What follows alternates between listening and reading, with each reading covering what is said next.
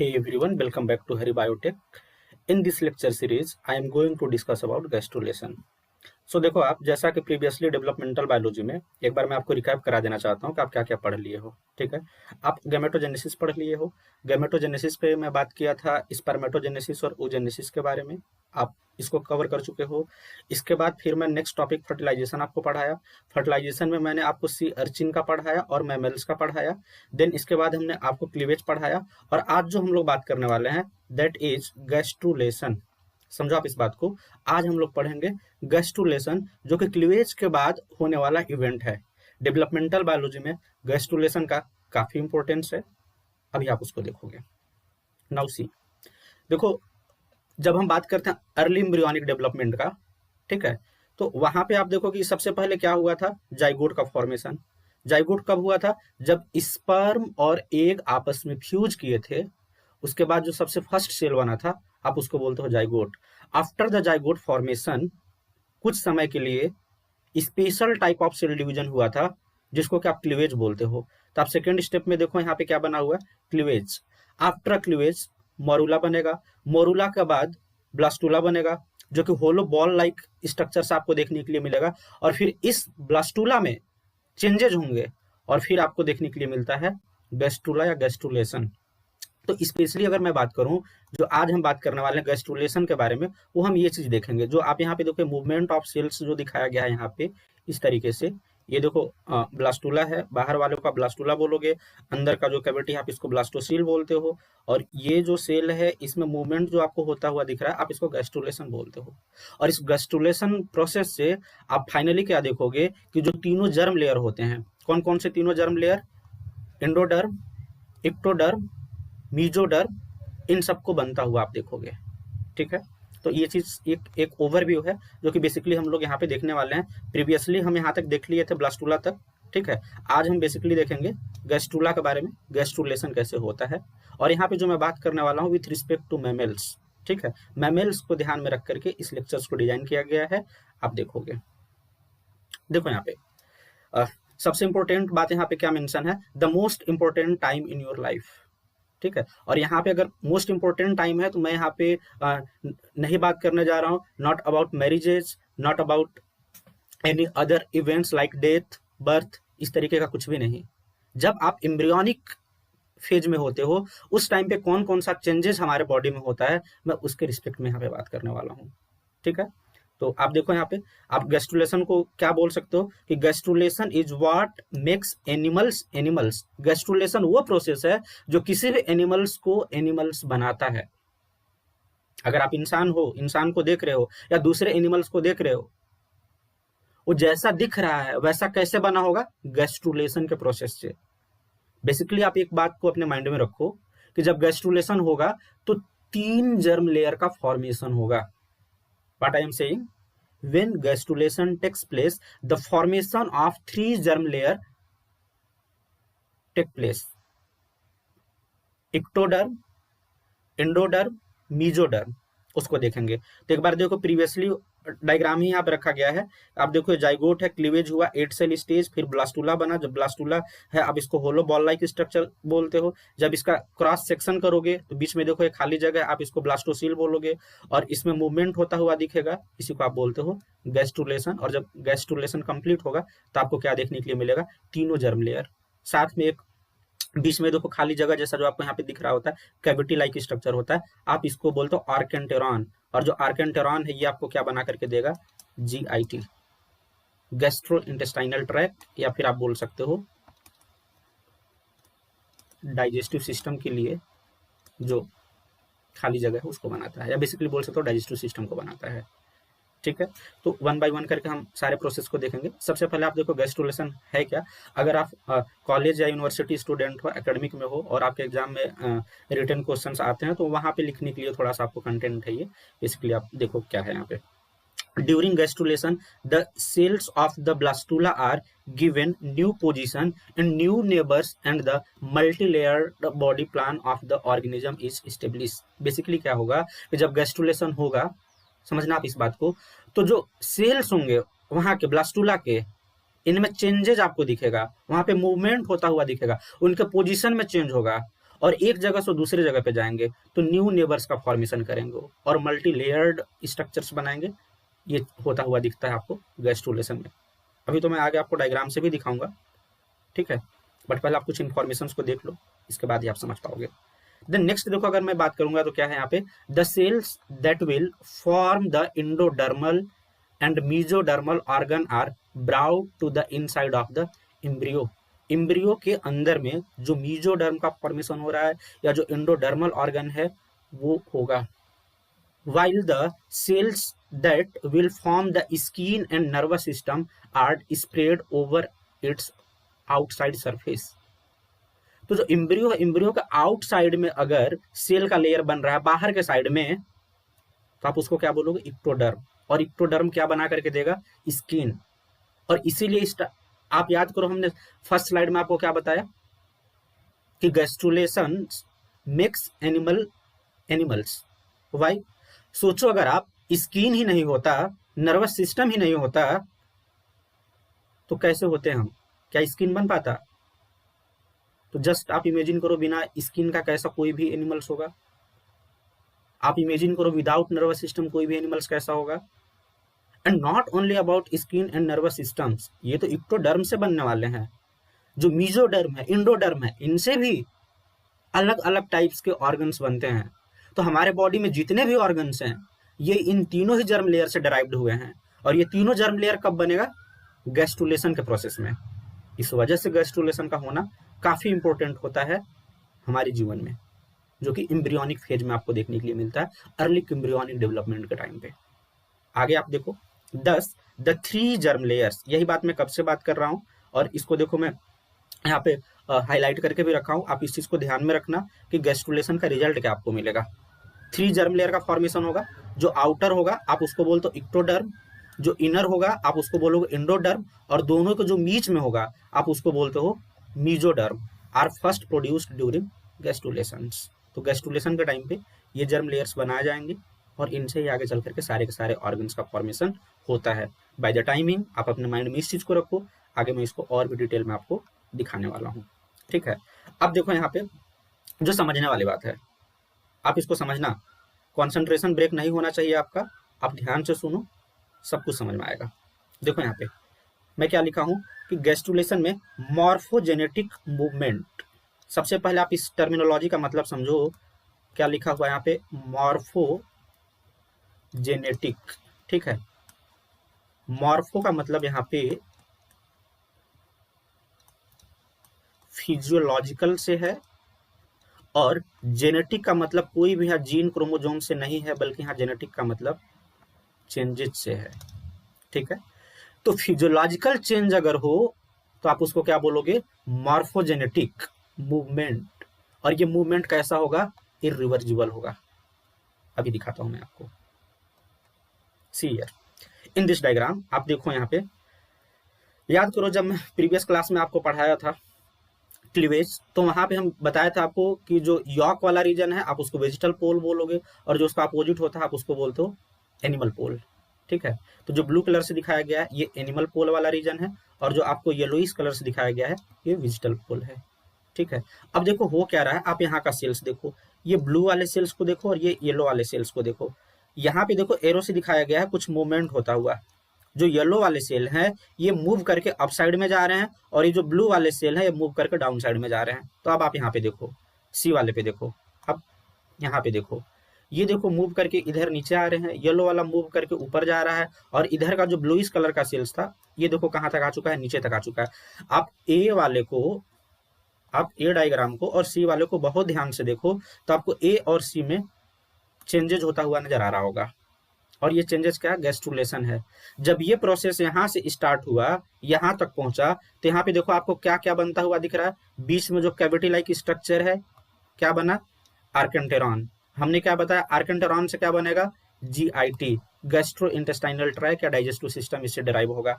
इसके बाद देखो ये जो रेड कलर से आपको दिखाया गया है, let me tell you,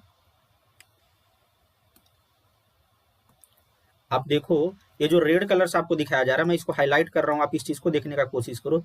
this one, ये क्या है, मीजोडर्म है, याद रहे ये क्या है, मीजोडर्म है। इसके बाद अगर आप देखोगे जो कि आपको येलोइश कलर का दिख रहा है, दिस वन, इस वाले रीजन को आप देखो जिसको मैं हाईलाइट कर रहा हूं, ये है इंडोडर्म। समझ पा रहे हैं आप? ये है इंडोडर्म। और जो आउटसाइड लेयर बनाएगा वो क्या होगा? इक्टोडर्म।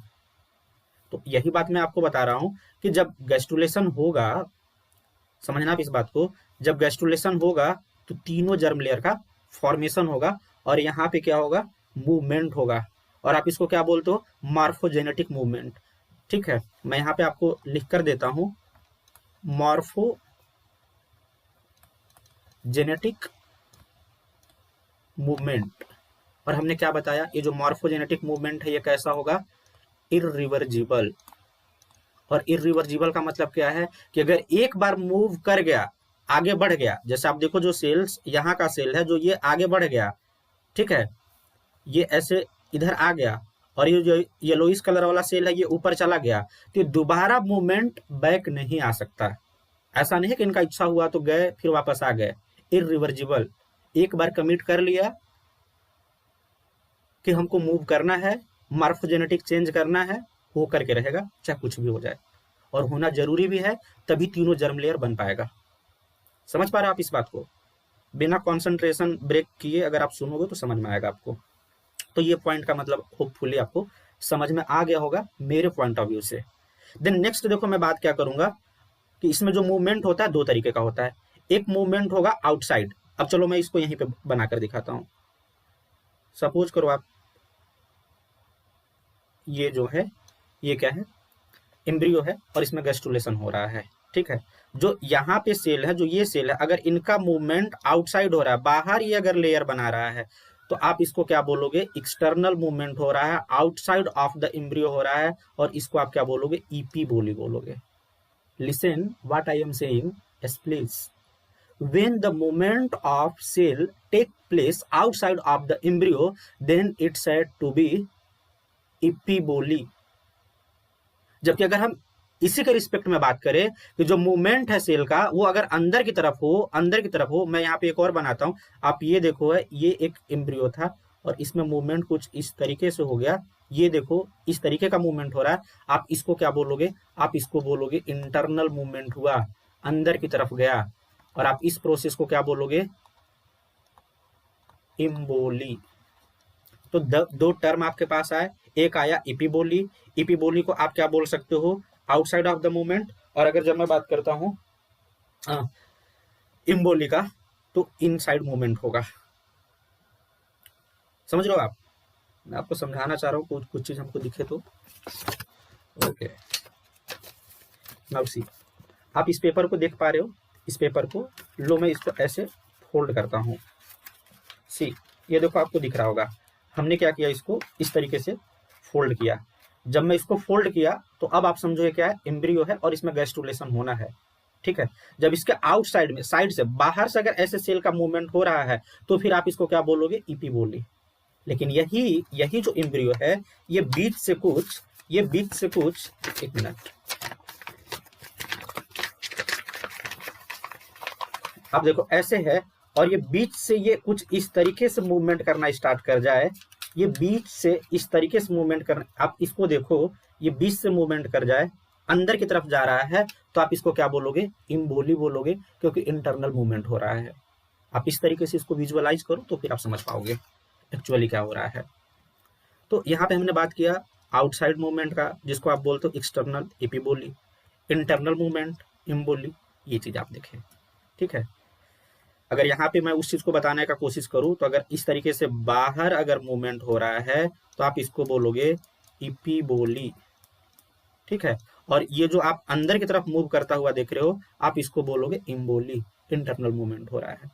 इस चीज को आप ध्यान में रखो, ठीक है। अब यहाँ पे देखो कुछ प्रोसेसेस आपको समझाए गए हैं, ठीक है। ये समझाने से पहले मैं आपको ये चीज समझाना चाहता हूँ। बेसिकली आप इस चीज को देखो, ठीक है। जब कोई आप एंट्रेंस एग्जाम देते हो तो क्वेश्चन वहां पे गैस्ट्रुलेशन से पूछा जाता है। बेसिकली अगर आप इस स्लाइड्स को ध्यान में रखते हो तो आप सारे क्वेश्चन को सॉल्व कर पाओगे, ठीक। देखना गैस्ट्रुलेशन में कौन कौन से मूवमेंट होते हैं। आप एक बात करते हो इन्वेजिनेशन का, ठीक है। इन्वेजिनेशन में देखो क्या होगा? In folding of a sheet of cells much like the indentation of a short rubber ball when it is popped. आप इस चीज को देखो, यहाँ डायग्राम में देखो, ये देखो ये क्या है, एक होल एम्ब्रियो है, ये एम्ब्रियो है, और ये देखो अंदर की तरफ ऐसे सेल मूव करते हुए जा रहा है। तो जब अगर अंदर जाएगा तो आप इसको क्या बोलोगे, इन्वेजिनेशन। और इस तरीके का गैस्ट्रुलेशन आपको किस ऑर्गेनिज्म में देखने के लिए मिलता है, सी अर्चिन का इंडोडर्म का फॉर्मेशन करेगा। ये याद रहे, इन्वेजिनेशन आपको कहां देखने के लिए मिलता है, मोर कॉमनली सी अर्चिन में इंडोडर्म का फॉर्मेशन कराएगा ये, ठीक है। और ये जो आप जगह देख रहे हो यहाँ पे जो पोर लाइक स्ट्रक्चर है, आप इसी को क्या बोलते हो, ब्लास्टोपोर, ठीक है, इसको आप ब्लास्टोपोर बोलते हो। Okay, now see then next अगर मैं बात करूंगा तो यहाँ पे क्या है, इनवॉल्यूशन है। तो अगर हम जब इनवॉल्यूशन का बोलते हैं तो यहाँ पे किस तरीके का मूवमेंट होगा, आप इसको देखो, inward movement of an expanding outer layer so that it spreads over the internal surface on the remaining external cells, ठीक है। आप यहाँ पे देखो डायग्राम में देखो, ये देखो एक आउटर लेयर था, आउटर लेयर के कॉन्टेक्ट में ही इनर मूवमेंट हो रहा है। आप कैसे डिफरेंशिएट करोगे कि कब इन्वेजिनेशन हो रहा है और कब इनवॉल्यूशन हो रहा है। देखो, जब इन्वेजिनेशन हो रहा था तो मूवमेंट कहां था, सेंटर से हो रहा था, बीच में। और जब इन्वॉल्यूशन का बात किया जा रहा है तो ये भी अंदर की तरफ इंटरनल मूवमेंट ही हो रहा है, लेकिन सरफेस से हो रहा है, साइड वाइज हो रहा है। एक देखो मूवमेंट आपको इस तरफ होता हुआ दिख रहा है, आप देखो, और दूसरा देखो मूवमेंट आपको इस साइड होते हुए दिख रहा है। और ये एक लेयर ये है, ये जो ऑलरेडी लेयर था, और ये देखो दूसरा लेयर आपको बनता हुआ दिख रहा है। This is involution. और ये आपको कहाँ देखने के लिए मिलेगा, इसका एग्जाम्पल क्या है, एम्फीबियन में मीजोडर्म का। मेरे बच्चे ये बात याद रहे, जो क्वेश्चन आपसे पूछा जाएगा एग्जाम्पल से ही पूछा जाएगा, तो सबका एग्जाम्पल आप ध्यान में रखना। आई होप कि नोट्स आप बना रहे होगे, नोट्स जहां पे भी आप बना रहे होगे वहां पे टाइप ऑफ मूवमेंट और उसके सामने एग्जाम्पल जरूर लिखोगे। And developmental biology is all about diagram. इसमें आपको सैकड़ों डायग्राम से देखने के लिए मिलेंगे, जिसमें से कुछ डायग्राम्स आपको बनाने भी होंगे, तभी आप प्रोसेस को, मैकेनिज्म्स को समझ पाओगे। बिना नोट्स का कोई पढ़ाई नहीं होता है। आप वीडियो देखोगे, देखने से कुछ नहीं होगा, आप वीडियो देखो, सुनो, नोट्स बनाओ, और फिर उस नोट्स को एक रेगुलर इंटरवल पे रिवाइज करो, और उस नोट्स को रिवीजन करने के बाद रिकॉल करो, तभी आप क्वेश्चन सॉल्व कर पाओगे। अदरवाइज आप चाहोगे कि बस पढ़ करके क्वेश्चन सॉल्व कर पाएंगे, नॉट पॉसिबल। और ये सब बेसिक्स ऑफ डेवलपमेंटल बायोलॉजी है, यहाँ से बहुत सारे क्वेश्चंस पूछे गए हैं। आप किसी भी एग्जाम का प्रीवियस ईयर का क्वेश्चन पेपर उठा करके देखो, सो मेनी क्वेश्चंस आपको वहां पे देखने के लिए मिलेगा। आगे आप देखो, नेक्स्ट जो मूवमेंट है गैस्ट्रुलेशन में, ये होता है इनग्रेशन। ये याद करने का देखो सबसे आसान तरीका है, यहाँ पे क्या है, इनग्रेशन, और यहाँ पे क्या है, माइग्रेशन। तो माइग्रेशन किस में आपको देखने के लिए मिलेगा, इनग्रेशन में। बस एक चीज याद रख लो आप, इनग्रेशन माइग्रेशन, इनग्रेशन माइग्रेशन। देखो माइग्रेशन का क्या मतलब है, migration of individual cells from the surface into the embryos interior. यहाँ पे सरफेस से इंडिविजुअल सेल का, इंडिविजुअल मतलब सिंगल सेल का मूवमेंट होता हुआ दिखेगा अंदर की तरफ। इसको मैं आपको बना करके दिखाता हूं। आप ये देखो, मान लो एम्ब्रियो है और सरफेस पे इस तरीके से सेल्स हैं, और जो यहाँ पे सेल्स हैं ये इंडिविजुअल सेल्स का आपको यहाँ पे मूवमेंट होता हुआ दिखेगा, माइग्रेट कर रहा है। तो ये किस में आपको देखने के लिए मिलेगा, इनग्रेशन में। याद करना आसान है, इनग्रेशन माइग्रेशन। इंडिविजुअल सेल मूव करेगा, मूवमेंट यहाँ पे भी हो रहा है, लेकिन सिंगल सेल मूव करेगा, अंदर के साइड में ही जाएगा। याद रहे ये बात। Individual cells become mesenchyme. ये क्या बनाएंगे, मीजनचाइमल्स टिश्यू बनाएंगे, separate from one another and migrate independently. पहले तो एक साथ ही थे, लेकिन ये सेपरेट होकर के इंडिपेंडेंट रूप से माइग्रेट करेंगे। इनको किसी से कोई मतलब नहीं है, पहले थे साथ में, सेपरेट हुए और अलग अलग इंडिविजुअली माइग्रेट करते हुए अंदर की तरफ ये जा रहे हैं। आप इसको बोलते हो इनग्रेशन। कौन सा प्रोसेस में आपको देखने के लिए मिल रहा है, माइग्रेशन। बताओ, सेल एक साथ मूव कर रहा है या सिंगल सिंगल, याद रहे। इसका एग्जाम्पल देखो क्या है, सी अर्चिन का मेसोडर्म हो गया, या ड्रोसोफिला में जो न्यूरोब्लास्ट का फॉर्मेशन होता है वहां पे, ये देखते हो आप। देन नेक्स्ट देखो आप बात करते हो डीलेमिनेशन का, ठीक है। डीलेमिनेशन क्या होता है, आप इसको देखो, splitting of one cellular sheet into two more or less parallel sheet. आप देखो यहाँ पे ये स्प्लिट होकर के एक सीट बनाते जा रहा है, ये दो भी बना सकता है, दो से अधिक भी बना सकता है। इस तरीके से आपको यहाँ पे मूवमेंट होता हुआ दिखेगा। While on a cellular basis it resembles ingression. तो अगर आप सेलुलर बेसिस पे देखोगे तो ये इनग्रेशन से समानता रखते हैं। The result in the formation of a new epithelial sheet of cells. और इससे आपको क्या रिजल्ट मिलेगा, एपिथेलियल सेल्स का सीट मिलेगा, आपको एक लेयर मिलेगा। और ये आपको कहाँ देखने के लिए मिलता, hypoblast formation in birds and mammals. तो हम लोगों में, मैमल्स में या बर्ड्स में जो हाइपोब्लास्ट का जब फॉर्मेशन होता है वहां पे इस तरीके का मूवमेंट होता हुआ दिखता है। एंड देन लास्ट देखो क्या, इपीबोली। इपीबोली में देखो क्या होगा, movement of epithelial sheets usually ectodermal cells. हमने स्टार्टिंग में ही बताया था कि इपीबोली आउटसाइड ऑफ मूवमेंट होगा, और यहाँ पे आपको क्या बनता हुआ दिखेगा, इक्टोडर्म। और इक्टोडर्म क्या आपको बना करके देने वाला है, स्किन और nervous tissue. Spreading as a unit rather than individually, ये अकेले नहीं, यूनिट में मूव करेंगे, ठीक है। Enclose deeper layer of the embryo can occur by cell dividing by cells changing their shape और by several layers of cell intercalating into fewer layer. Often all three major mechanisms are used. और इसमें सारे mechanisms आपको, ये देखो बाहर की तरफ में आपको मूवमेंट होता हुआ दिख रहा होगा, ये देखो बाहर की तरफ में मूवमेंट होता हुआ दिख रहा है। तो ये आपको कहाँ दिखेगा, ectoderm formation in sea urchins, tunicates and amphibians.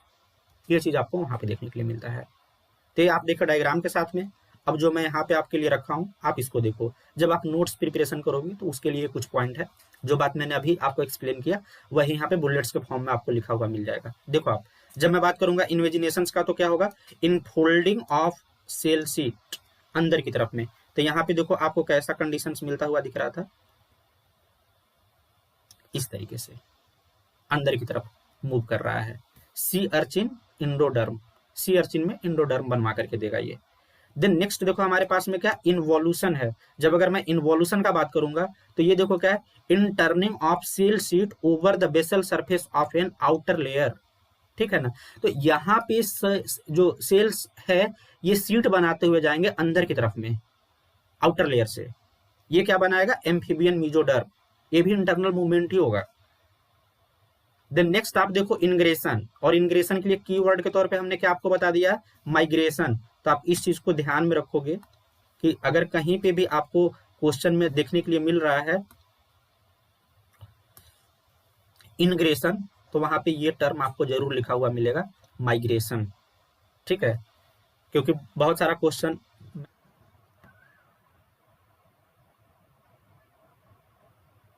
Now see, then next I will discuss about delaminations. जब मैं डीलेमिनेशंस का बात करता हूं तो यहाँ पे देखो आप क्या देखते हो, स्प्लिटिंग और माइग्रेशन ऑफ वन सीट, ठीक है ना। यहाँ पे स्प्लिट होकर के माइग्रेट करेगा एक सीट, एक से ज्यादा भी हो सकता है, एक भी। ये आपको कहाँ पे देखने के लिए मिलता है, जो मोस्ट कॉमन एग्जाम्पल है मैमेलियन हाइपोब्लास्ट, ठीक है। तो आप इस चीज को अपने नोट्स में रखोगे।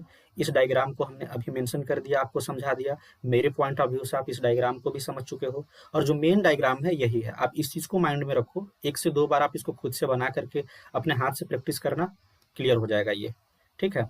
अब हम आगे बात करते हैं कि जो तीनों जर्म लेयर है इससे आपको क्या क्या बन करके मिलेगा, ठीक है। तो गैस्ट्रुलेशंस का रिजल्ट क्या आपको देखने के लिए मिलता है, germ layers, formation of germ layer, ठीक है। कौन कौन क्या क्या कैसे कैसे बनता है अभी आपको मैं दिखाता हूँ। देखो, these three layers are found in the embryos of most animal phyla. मतलब कि जो अधिकांशतः एनिमल फाइला है ना, वहां पे आपको क्या देखने के लिए मिलेगा, ये यही जो ऑर्गन्स है यहाँ पे जो मेंशन है वो बनवाता हुआ दिखेगा आपको। तो सबसे पहले आप देखो द इक्टोडर्म जनरेट्स, ठीक है। देखो गैस्ट्रुलेशन से तीन जर्म लेयर बना, इक्टोडर्म, मेसोडर्म, इंडोडर्म। तो जो इक्टोडर्म है इससे आपको क्या मिलेगा बन करके, आप उस चीज को देखो, the outer layer of the embryo it produces the surface layer. याद रहे कि मैं क्या बोल रहा हूं, ये सबसे आउटर लेयर होता है एम्ब्रियो का, और ये आपको क्या बना करके देगा, सरफेस लेयर, जिसको क्या आप बोलते हो, इपिडर्मिस। और इपिडर्मिस ही क्या है, skin. Skin and forms the brain and nervous system. और ये बहुत सारे एग्जाम्स में क्वेश्चंस पूछा गया है कि नर्वस सिस्टम्स किससे बना है, इक्टोडर्म, मीजोडर्म, इंडोडर्म, ऐसे क्वेश्चंस आ जाता है।